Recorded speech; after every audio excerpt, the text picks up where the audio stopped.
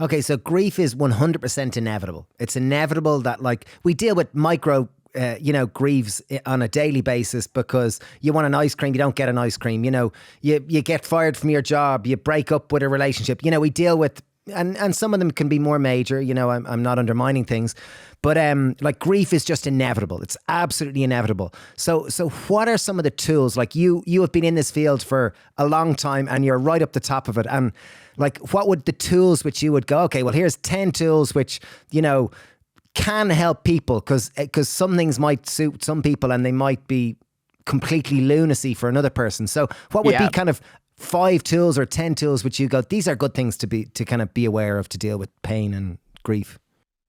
I think the first thing that you said is exactly right, that we need a big toolkit of ways to cope with grief, right? And it's not really that any one of those tools is going to be better or worse than the other, but rather, are you using it at the time when it's appropriate? And is it helping you in the short term and the long term? So, for example, denial has a really bad reputation. And yet there are moments, so if I go to a football match, my child is playing in a football match, I may think to myself, you know what, for however long, I'm just going to pretend nothing bad has happened. I'm going to totally focus on supporting my child, and I'm going to yell and scream and, be as happy as I can. That is a form of denial, but of course it's totally appropriate in that moment. And so it's one of the tools that you can use to cope with feelings. I'm just going to set this aside right now. But you can see how if you use that every single day, that in the long term, you're not really building up any other skills to deal with feeling grief. And so that's what I mean about sort of, is it helping in the short term and is it helping in the long term? And so in the longer term, I think about things like learning to accept the feelings, even really painful feelings, without avoiding them. When a wave of grief comes over you, I sometimes describe it as it's a bit like showers in the summertime. I'm sure this is true in parts of Ireland where sometimes you get these afternoon showers, during the summer. We'd loads of them today, frequently. Yeah. So this, and it's annoying, right? You were going to have a picnic or you were going to be at the beach but there's no point in getting worked up about it. It just is. There is going to be rain and then it is going to go away. And so trying to sort of accept your feelings in that way. I am going to dissolve into a puddle of tears.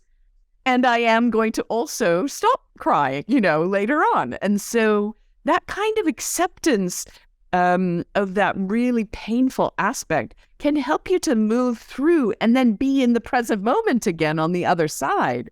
Sort of like jumping into a puddle, but also being able to jump out of it again. So that's a very different kind of skill. And then I would say another one is dealing with a particular kind of thought that comes along with grief. And I call these the would've, should've, could've thoughts, right? So this is, what if, I should have gotten them to the hospital sooner, or if only the doctor would have run this other test, or if only they could have known, you see what I'm saying? It's an infinite number of stories that we can tell ourselves, and getting stuck in these thoughts that just go round and round and round, there's very little benefit to these thoughts, even though they're totally natural. And most of us have them, especially early on in grief. But there's no answer to these questions.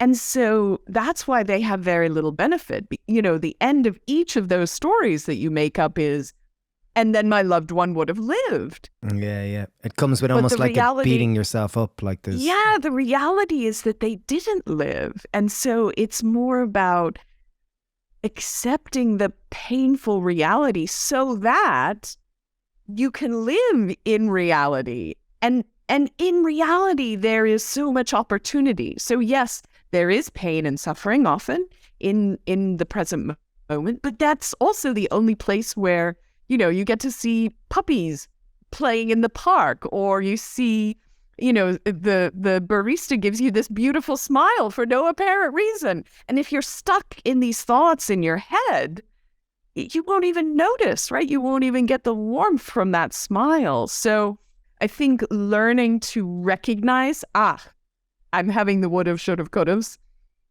and I have to find a way to get myself out of that being stuck. That may be going for a walk or going for a run, or it may be I need to call my sister, and just chat about something. Finding ways to pull yourself out of unhelpful thoughts, recognize them, and then pull yourself out. So those are a few things that I think people can. And is it learn. almost, sorry for cutting you off there, is it almost the same way that like, so if grief is a massive stressor, and if someone who's kind of gone, well, okay, the stress in my mind, like when I think of myself, how I deal with stress, I move, like I run, I jump in the sea, I do yoga or anything to move, because it physically manifests in my body, and when I move, it just shifts it.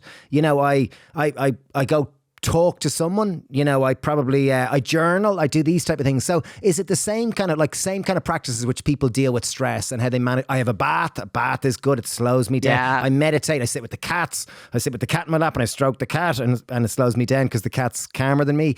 Is this the kind of things, like the skills that people will have lots of skills that can also help them with grieving? Do these still apply really? They really do, because just like that movie you were talking about, all intense emotions, we have to learn how to regulate them, whether that's anger or grief, right? And so other ways that you've learned to cope with stressful things will probably apply here if you think about it. There's the difference of, you also have to sort of understand. So there's two types of coping that you have to do when you're bereaved. One is coping with the actual grief and the death of the person, but the other is coping with restoring your life, right? And so this can be, if you've gotten divorced, how are you going to go out with your couple friends, right? Because you've always gone out with your spouse. And so what's that going to be like now? And many people will sort of try to avoid situations that remind them.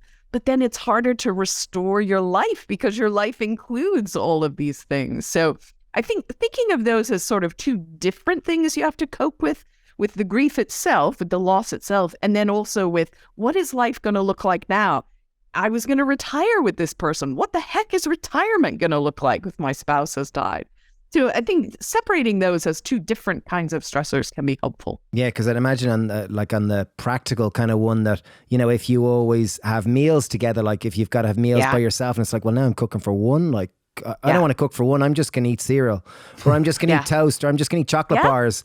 And then if you have bad food habits, then maybe you don't want to move. And then it can form this vicious cycle. So I can totally, I think that bit must be so challenging to deal with